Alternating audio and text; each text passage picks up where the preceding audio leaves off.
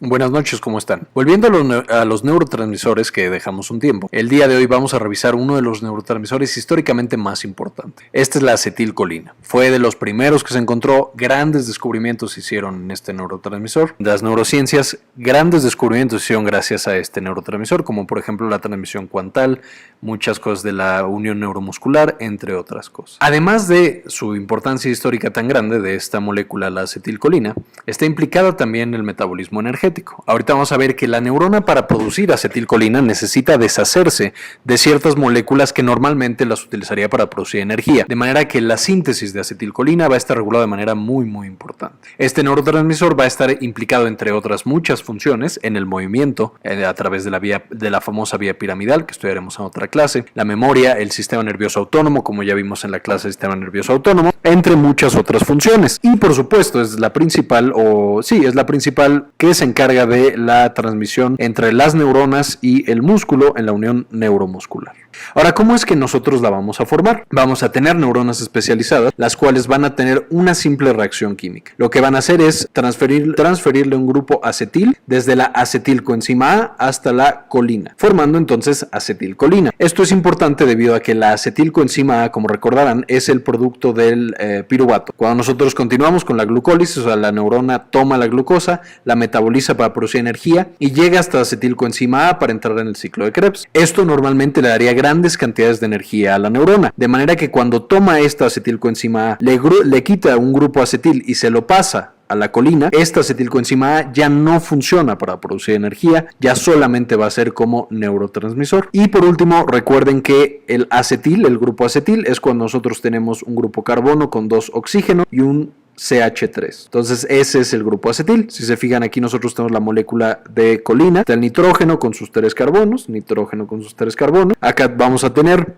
tiene otros 2 carbonos que serían este y por último un OH. Lo que vamos a hacer al transferir el acetil es el resto del grupo, que ya vimos cuál es. Entonces, debido a que la neurona es la que va a sufrir, digamos, esa falta de energía o a invertir energía para la producción de acetilcolina, este va a ser de los pocos neurotransmisores en las que la neurona va a ser la principal encargada del metabolismo de la misma. Los astrocitos y las demás células de la glía casi no participan en este neurotransmisor. ¿Cómo es entonces que lo vamos a sintetizar? Ya vimos la acetilcoenzima A va a llegar, que proviene del metabolismo de la glucosa y del metabolismo energético de la neurona, y va a ser invertida en el proceso de síntesis de este neurotransmisor. Entonces, esta acetilcoenzima A va a donar su grupo acetil a la colina a través de la colina acetiltransferasa, y cuando se unen estas dos, vamos a tener ya moléculas de acetilcolina. Estas se van a llenar o se van a acumular dentro de una vesícula, y una vez que nosotros despolarizamos a nuestra neurona, pues vamos a fusionar la vesícula y vamos a secretar acetilcolina hacia la sinapsis. Esta se fue para acá, se fusionó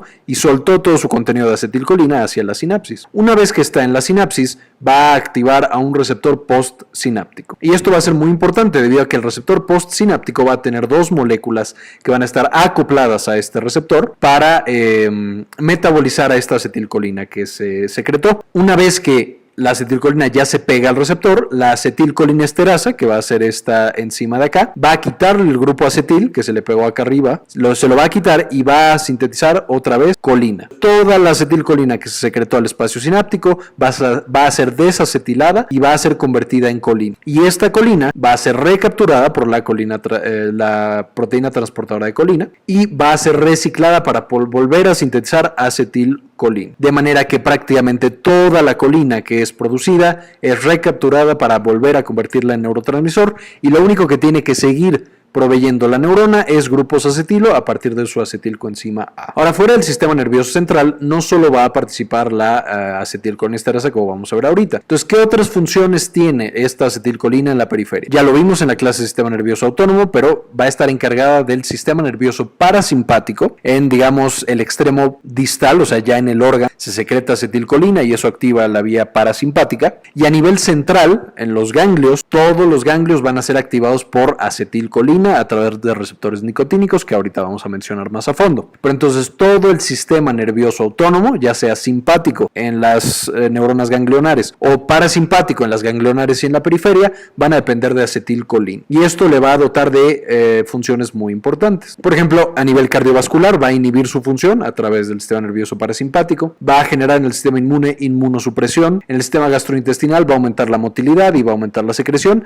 entre muchas otras funciones. Y también en la periferia va a actuar, ya lo dijimos, en la placa neuromuscular, va a activar directamente al músculo para que éste genere una contracción. Ahora, otra cosa muy importante es, la acetilcolina no es un neurotransmisor específico de los seres humanos. De hecho, muchos animales, evidentemente, pero incluso plantas y bacterias producen acetilcolina. De verdad que es una sustancia muy antigua y viene en grandes cantidades en todo lo que nosotros comemos. Para que eso que nosotros comemos no llegue a nuestros tejidos periféricos y modifique su función, igual que pasaba con la dopamina, vamos a tener una enzima periférica que va a ir destruyendo toda la acetilcolina que entra a través de nuestro tracto digestivo, y esta va a ser la butirilcolinesterasa. Entonces todo lo que nosotros comemos que tiene acetilcolina es completamente destruido y es transformado en colina, igual que pasa en la sinapsis. También por esto es imposible, no se puede administrar acetilcolina a un paciente, o sea, dársela tomada o inyectársela o cosas así, porque inmediatamente la butirilcolinesterasa, que es producida por el hígado y está en la sangre, la inactiva y ya no tiene ninguna función. Ahora, en el sistema nervioso central, ¿dónde se va a encontrar estas neuronas que tienen los mecanismos metabólicos para producir acetilcolina? Vamos a tener dos núcleos principales, aunque va a haber otros no tan importantes. Entonces voy a empezar por uno no tan importante, las famosísimas neuronas de Renshaw, que están implicadas en los reflejos motores, que controlan la postura y controlan muchas veces el tono muscular. Van a ser neuronas que son activadas por acetilcolina y producen acetilcolina, pero estas las veremos ya que veamos movimiento. El siguiente núcleo es este núcleo, que es el núcleo pedúnculo pontino, y este se comunica con varios núcleos, por ejemplo el pontino tegmental y algunos otros del sistema dorsolateral, y este núcleo de acetilcolina van a ser los principales implicados con los reflejos en la médula espinal. Va a estar encargado del movimiento en el cerebelo y también va a estar encargado de proyecciones al sistema de recompensa. De hecho, este núcleo, el pedúnculo pontino, y los otros, como el dorso lateral, van a estar encargados de la recompensa que genera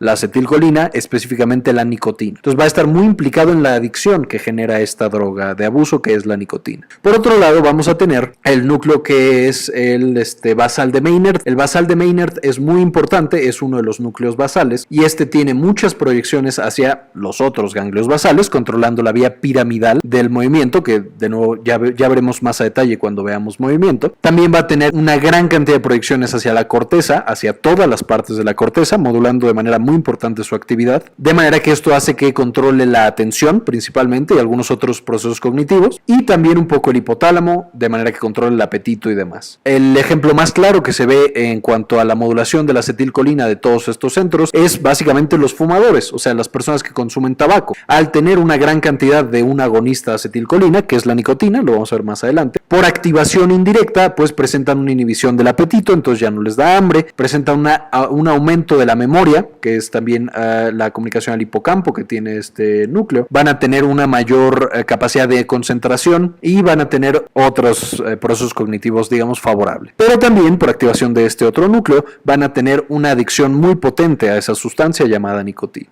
La acetilcolina, una vez que nosotros ya la secretamos, en donde sea que la hayamos secretado, ¿cómo va a funcionar? Pues vamos a tener en las células que respondan a acetilcolina dos receptores o dos grupos principales de receptores. Unos se van a llamar nicotínicos porque justamente responden a la droga nicotina, y otros se van a llamar muscarínicos porque responden a esta toxina que produce el hongo Amanita muscaria, que se llama muscarina. Cada uno de estos va a tener características muy especiales y particulares que nos van a dotar de sus funciones. Entonces, los receptores nicotínicos vamos a dividirlos en N1 y N2. Todos estos receptores, todos los nicotínicos, van a ser acoplados a canales iónicos, lo que significa que van a funcionar sobre el potencial de acción de las células. Ahorita lo vamos a ver más a detalle. Vamos a tener dos localizaciones principales. Uno va a ser la unión neuromuscular, o sea, estos van a estar encargados de que los músculos de nuestro cuerpo se contraigan. Esto es, los músculos voluntarios, los que nosotros queremos mover, y los músculos esqueléticos, que son los mismos. Y los N2 van a estar en los ganglios autónomos autónomos y en el cerebro, de manera que se van a encargar de controlar el sistema nervioso autónomo en los ganglios. Es justamente eso, activación del sistema autónomo, ya sea simpático y parasimpático. Todo esto lo menciono en la clase de sistema nervioso autónomo, entonces ya no lo voy a mencionar. Ahora, los receptores muscarínicos los podemos dividir en 5, del M1 al M5. Estos, a diferencia de los receptores nicotínicos, que son acoplados a canales iónicos y trabajan sobre potencial de acción, van a trabajar sobre las famosas proteínas G y por lo tanto sobre segundos mensajeros. Y la característica es que los receptores que son números nones, o sea M1, M3 y M5, van a estar acoplados a proteínas excitatorias, o sea, van a activar de alguna manera las células en las que nosotros encontramos a estos receptores. Por otro lado, los que están en números pares, M2 y M4, van a ser inhibitorios, ya que están acoplados a proteínas G y. Entonces, no me voy a meter tanto a detalle de dónde está cada uno. Básicamente, M1 está en general en el cerebro y son los que facilitan la memoria, están implicados también un poco en el movimiento y van a estar en la concentración. Los M2, que ya quedamos, son inhibitorios, van a estar en el corazón, son dromo, ino y cronotrópicos negativos, o sea, hacen que el corazón trabaje más despacio, con menos fuerza y que sea menos excitable en general. Por eso, el sistema nervioso parasimpático va a inhibir la función del corazón. El M3 está en intestino y en glándulas, ya quedamos que es excitatorio, y entonces van a aumentar la motilidad, van a aumentar la secreción de moco y de otras sustancias, y van a estar también en las glándulas endocrinas, entonces aumentan la producción de una gran cantidad de glándulas. El M4 está en el cerebro, este se encarga principalmente de la retroalimentación negativa, muy similar a lo que veíamos en los receptores alfa-2 adrenérgicos en la clase de noradrenalina, cuya principal función era avisar que ya se había secretado y que ya no se tenía que volver a secretar. Y los M5 no están tan bien estudiados, pero su principal ubicación es en el cerebro, también un poquito en el corazón, que no sabe para qué funciona, pero básicamente también tienen una función muy similar a los receptores M1. De las funciones periféricas más importantes, que le vamos a dedicar toda una clase de músculo, es justamente la activación de los músculos. Y la acetilcolina va a estar implicada en todos los tipos musculares: el músculo estriado o voluntario, el músculo liso o no voluntario o visceral y el músculo cardíaco. Una vez que nosotros secretamos esta acetilcolina, se va a acoplar a diferentes receptores y va a generar su activación. Entonces, por ejemplo, en el músculo esquelético va a ser receptor N1, es ionotrópico, entonces despolariza al músculo y hace que éste se contraiga y que nosotros podamos movernos. En el caso de los músculos liso y cardíaco, como recordarán o como veremos ya en otra clase, estos dos tipos de músculos son o tienen funciones autónomas, o sea, no necesitamos estarlos estimulando todo el tiempo. Muchas veces pueden responder de manera, o sea, sin que haya ningún estímulo. Lo único que vamos a hacer, en el caso de la acetilcolina, es regular ese automatismo. Esto va a ser especialmente importante en el corazón, o sea, la acetilcolina llega a los receptores M2 e inhibe la excitabilidad del corazón, de manera que empieza a latir de manera espontánea, pero más despacio. O sea, se vuelve menos excitable a pesar de que sigue teniendo automatismo. En el caso del músculo liso, sí, de visceral, digamos, sí puede llegar a despolarizarlo directamente, pero también lo más importante que hace es que aumenta el calcio intracelular, y al aumentar el calcio intracelular, esto facilita la contracción del músculo liso de manera autónoma y espontánea. Y como estos son de manera espontánea, no necesitamos estarle secretando de manera continua la acetilcolina. Sin embargo, para el músculo esquelético sí es necesario. El músculo esquelético tiene un tono basal, y este tono basal está dado por despolarizaciones continuas y constantes de nuestros nervios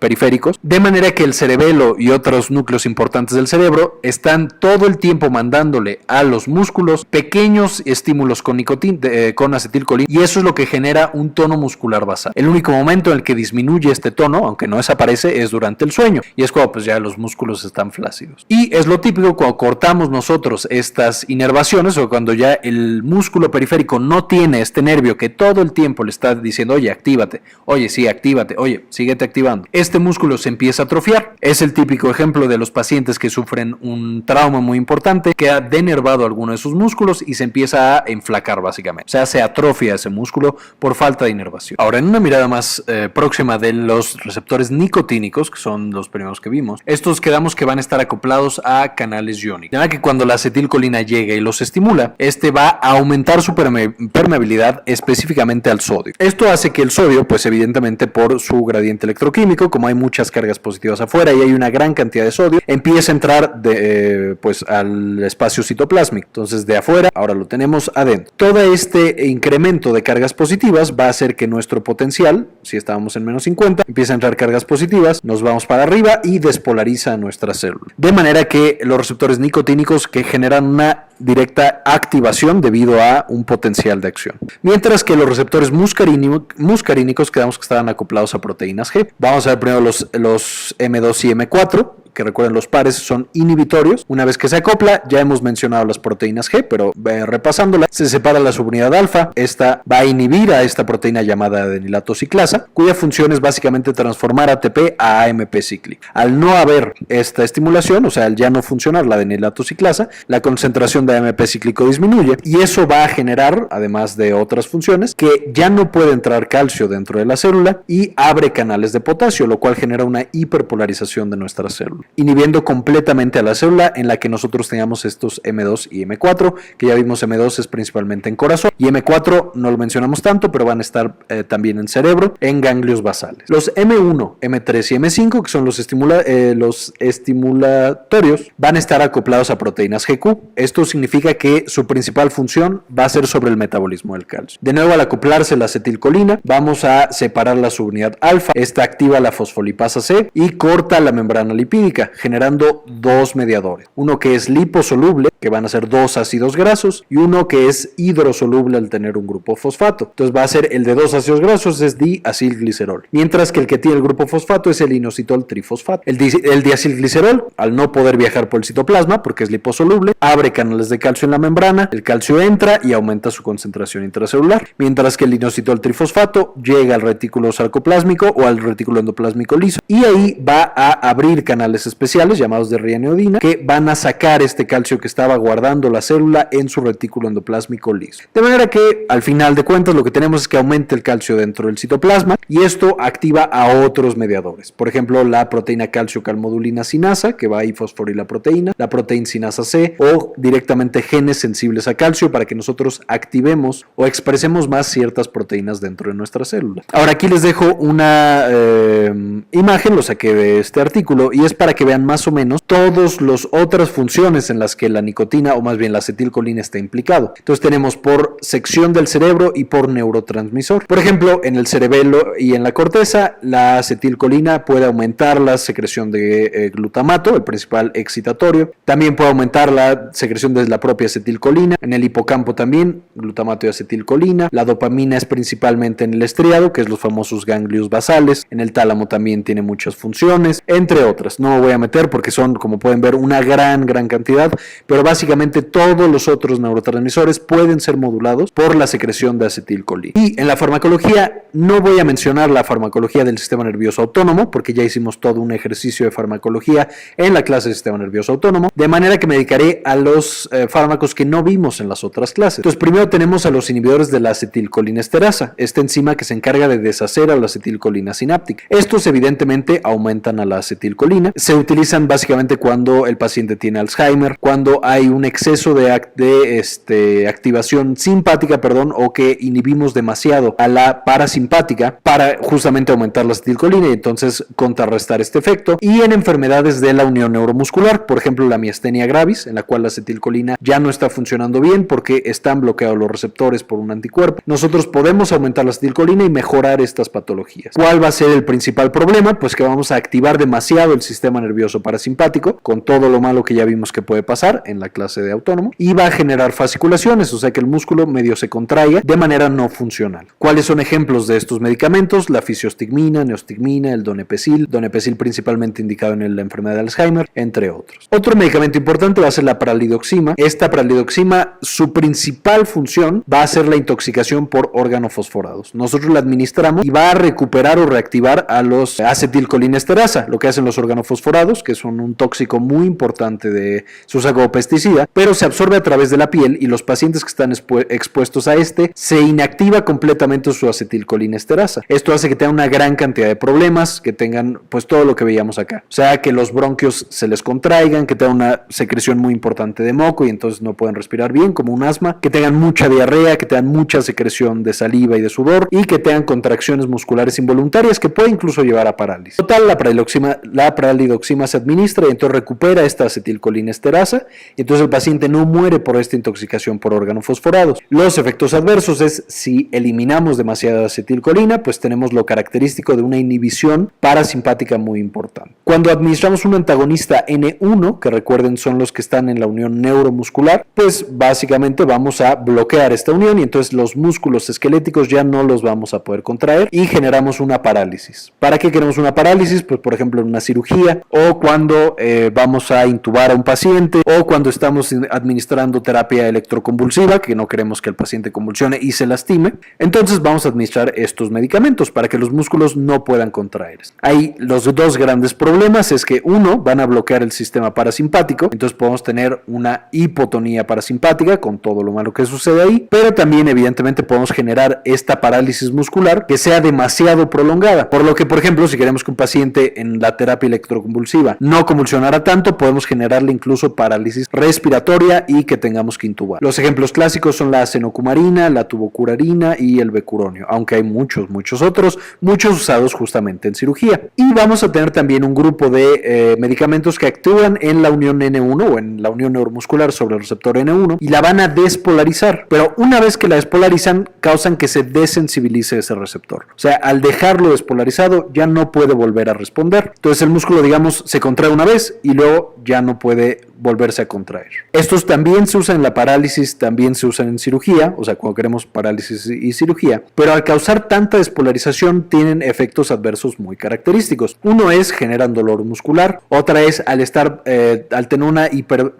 una despolarización tan grande de tantos músculos al mismo tiempo, puede aumentar de manera importante el potasio, lo cual es muy importante para todas las células excitables, puede básicamente hacer que dejen de funcionar el corazón y muchas otras, y puede generar, al estar despolarizando el músculo y al promover esta despolarización, un aumento de calcio en el músculo, hace que el músculo empiece a trabajar demasiado, empiece a producir mucha energía y entonces aumenta la temperatura, se produce grandes cantidades de ácido láctico y se genera una patología llamada hipertermia maligna. Más problemático aún porque esta hipertermia maligna sucede más cuando se dan estos medicamentos como la succinilcolina, más otros anestésicos inhalados que son muy comunes en la cirugía. De manera que la hipertermia maligna es algo con lo que tenemos que tener mucho cuidado, especialmente cuando se usa succinilcolina y algún otro medicamento anestésico. Y también en cualquier patología en la que nosotros nos preocupe que el potasio aumente demasiado en los pacientes. Por ejemplo, problemas en el corazón, problemas en los riñones o